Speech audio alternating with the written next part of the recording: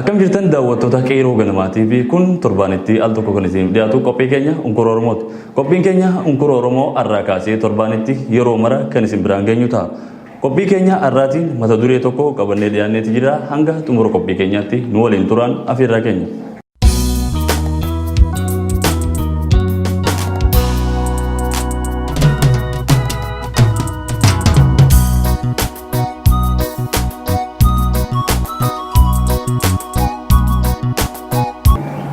Mata dureen keenya irraa jijjiiramni erga Dr. Abiy Ahmed gara aangootti dhufe akka biyyaatti jiru maali?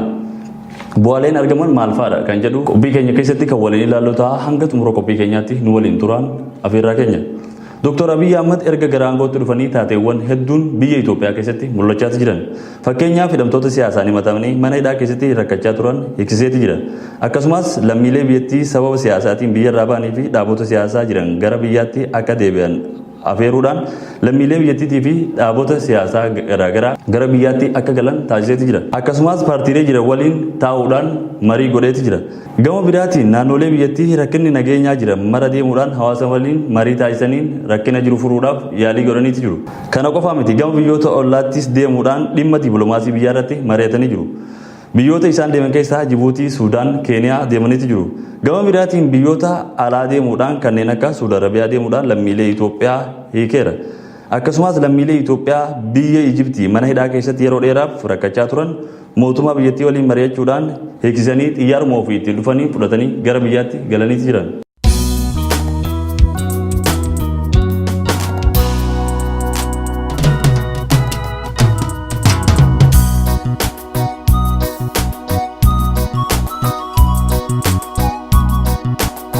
Egaa daawwattoota keenya qophiin keenya Unkuroo Oromoo akkuma itti fufetti jira nu waliin turaan.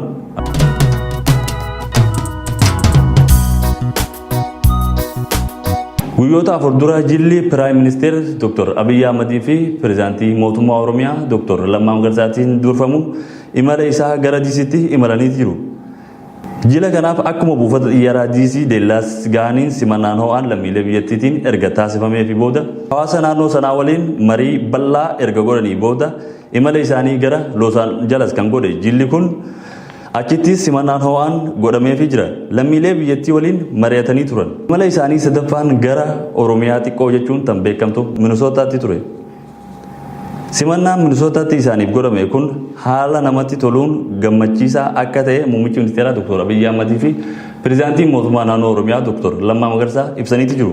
Simannaa Minisootaa kana kan adda godhu lammiileen biyyattii marti uffata aadaa eenyummaa isaanii ibsuun jila kana kan simatan yoo ta'u, gama biraatiin Pireezidaantiin Mootummaa Naannoo Oromiyaa Dr. Lammaa Magarsaa haasawa isaanii keessatti Oromoon biyya Itoophiyaatiif bareedinaa jedhaniiti jiran. Akkasumas Piraayim Ministeer Dr. Abiy Ahmed haasaa taasisaniin Oromoo jechuun maal akka ta'e jechoota babbareedaan ibsaniiti jiran. Oromoo jechuun hammachuudha, Oromoo jechuun jaalala, Oromoo jechuun guddifachaadha, Oromoo jechuun gurshaadha kan jedhan Dr. Abiy Ahmed gama biraatiin Oromoon saba biyyattiitii waliin tokkummaaf jaalala cimsuu qabaa ergaa jedhu dabarsaniiti jiran. Tole daawwattoota keenya qophiin keenya amma isin dhumne akkuma itti fufeetti jira. Hamma xumura qophii keenyaatti nu waliin turaan afeerraa keenya. Gama biraatiin waggoonni 27 dabran kan itti hojiin qoshaashaan hojjetaman kan jedhe muummichi ministeeraa kun namootni yaadik miidhe kan inni biyyootaa baase gadi jedheen dhiifama isin gaafadha jechuudhaan hawaasa dhiifama gaafateeti jira. Yaadik bakka bu'uudhaan. Akkasumas namoonni yaadik laafeeti jira jettan yaadik takka jabaatee hin beeku jechuun dubbateeti jira muummichi ministeeraa kun. Gama biraatiin jila tokkoome atbaa'oo jalatti dhaabolee satan jiran tokkoomaniiti jiran. Maaliif tokkooman? Yoom tokkooman?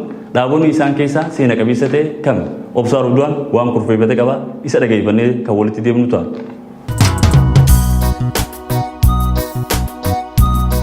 Haqni afaan qabnaan funyaaniin dubbataa jedhu Oromoon nisni makmaka akka makmaaksa beekutti waliifis makmaaksa. Makmaaksi tokko kan makmaakamuuf ergaatti dabarfachuudhaaf yaadatti gabaabsachuudhaaf itti walii galuudhaaf dubbii ittiin goolabachuudhaaf ta'u. Akkuma kanaan ta'een adda tokkummaa walabummaa Oromiyaa jalatti kan hundeeffaman dhaaboota hedduudha.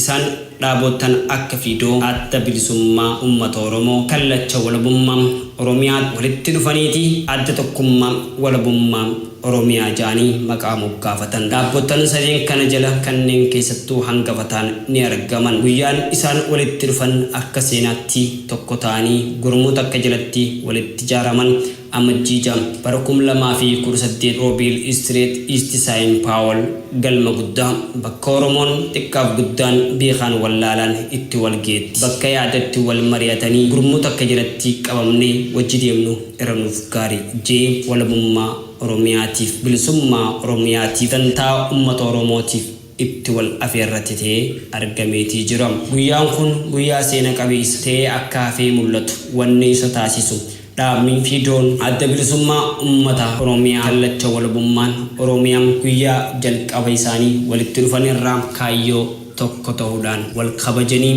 wal jala deemuudhaan dantaa uummataa dantaa ofii caalaa dantaa uummataa dursuudhaaf Oromiyaa walaboomsuuf Oromoo bilisoomsuuf teetii gurmuu tokko jalatti ijaaraman. Dhaabbotan sadeen kana keessaa akka hangafaatti kan beekus kan wallaalus kan jiru dhaabni fiidoodha isa tokko. Dhaabni fiidoodha kan ijaarame baroota dheeraa bara adda bilisummaa Oromoo ijaaramte san bubbulee ergas ijaarame.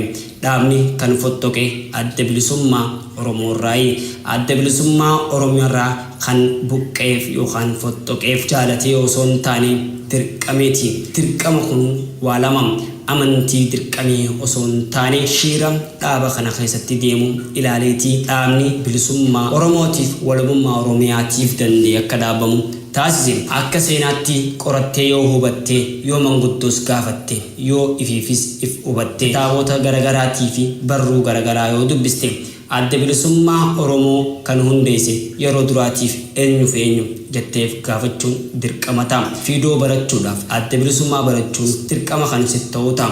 Adda bilisummaa barachuudhaaf duratti waraanni qeeroo bilisummaa Oromiyaatiif ijaarame waraana 32 gaafa gartee Oromoon gabrummaa keessa turan kan akka Ilamoo Galtootii fi Jaarraa Abbaa Gadaa Waaqoo Guutuu Mul'is Gadaafaan gootonni tokko lama miti kan kanarraa hafan hedduutu jira. Walitti dhufanii hayyoonni keenya kan Baaleetii fi kan Harargee kan Arsii fi Jimmaa kan Wallaggaa kan keessaa hafee fi kan keessaa nafin itti wal yaammatanii qabsoo Oromootiif gara walitti ijaaruudhaaf walitti mataa qabachuudhaaf adda bilisummaa Oromiyaa jaanii ijaarratan.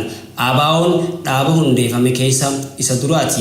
Namni dhaaba san hundeesse keessa sooressi Jaarraa Abbaa Gadaa isa tokko. Kun kan inni hirmaateef halkanii guyyaa dhiibbaa uummata isaa irratti deemtu cunqursaa uummata isaa irratti deemtuuf kukkutamuu fi Oromiyaa gabroomte arkeeti Oromoo gabroomee arkee ciisa isa hottee halkanii fi guyyaa carraa qoratti kan itti fufe. Namni kun sooressi Jaarraa Abbaa Gadaati. Akka fakkeenyaatti yaamne Ilamoo Galtuuraa namni yeroo duraatiif Oromoo keessa rasaasa qawwee dhaadhee keessa isa tokko.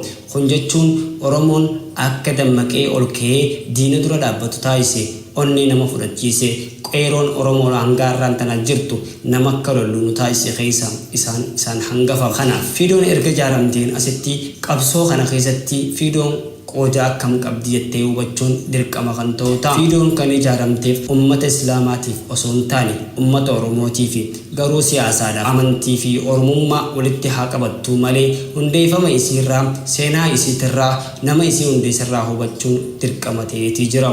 Kanaaf nuti manguddoota keenyarraa hubannee waan dhageenye akkasumas waan barruu gara websaayitiilee garaagaraa arganne walitti funaanannee dhiyeeffannee argannee turre. Yeroo dheeraadhaaf namni maqaan nama faalu kaan ammoo maqaa arrabaa namatti moggaasa kaan ammoo soba dandaaree namarratti walitti qabama kaan ijjiise jee maqaa sitti faalam.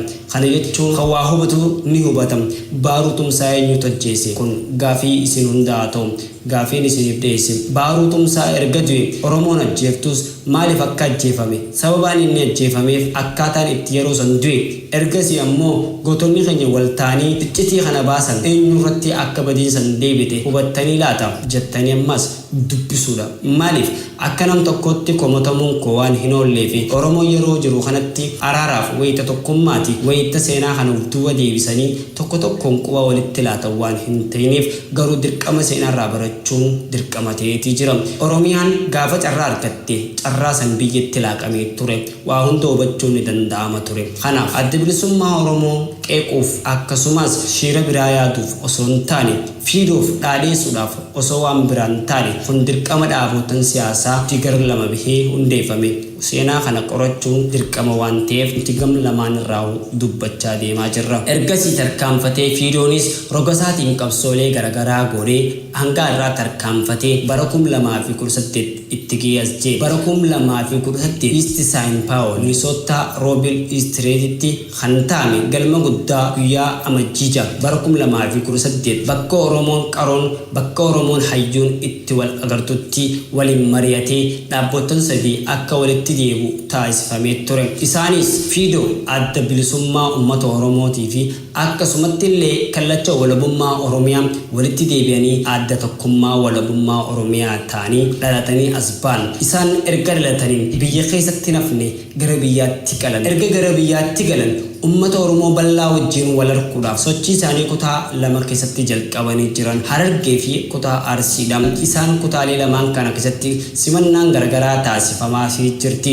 Ergasii gara Harargee ammoo kan imallu ta'a. Imalli Harargeedhaan adda tokkummaa walabummaa Oromiyaatiif taasise keessattuu dhaabni siyaasaa sooressa jaarraa abbaa gadaa fi fiidoon kan keessatti argamu akka ta'e beeneeti jirra. Jila kanaaf simannaan taasifame simannaa akkamii jennee hubachuun waan irraa dirqamaati. Magaalaa Cirootti hawaasni billinaan ba'ee simate. Ergasii gara Harargee baatti imalanii Calanqoo iddoo seena qabeessa siidaa sanitti gabbaanii hawaasni Oromoodhaa wal arkee akka galaanaatti walitti bahee rooba gannaa fakkaatee akka biqiltuu gannaatti ifanii mul'atanii jiran osoo dhaabbatiin gara wataritti imalanii imala achi isaaniitiin carraa qeeroon argateen itti fayyadamanii walitti maramanii sooressa jaarraa abbaa gadaa bakka du'aan isaa qabrii awwaalchasaa ijaan ilaalanii achiin hawaasa Oromoo bal'aa wajjin wal arkan gara magaalaa Qarsaa iddoo dhaloota Ilmoo Qilxoo gooticha Oromoodhaa kan yeroo duraatiif qawwee rasaasatti dhukaase keessa achi dhaquudhaan hawaasa Oromoo bal'aadhaas wal arkaniitti turan. Jilli kun deemanii gara magaalaa Awwadaayitti simannaan addaa taasifamtee fi jirti. Jilli kun achi qofatti hin dhaabbanne erga gara magaalaa Awwadaayirraa magaalaa Haramayaatti duuba deebi'anii simannaan adda taate taasifamaa fi jirti. Simannaa kanaan kan taasifameef maqaan gooticha Oromoo guyyaan gara guyyaatti kan keessattuu onnee Oromoo keessaan banne gootichi Oromoodhaa kan Ilmoo Qilxootii fi jaarraa abbaa gadaa gootota akkanaa kanan dhaabni kun gad dhaabbate. Keessattuu sooressi jaarraa abbaa gadaa hoogganaa dhaaba fiidoo ta'uudhaan yeroo hedduu hoogganaati ture.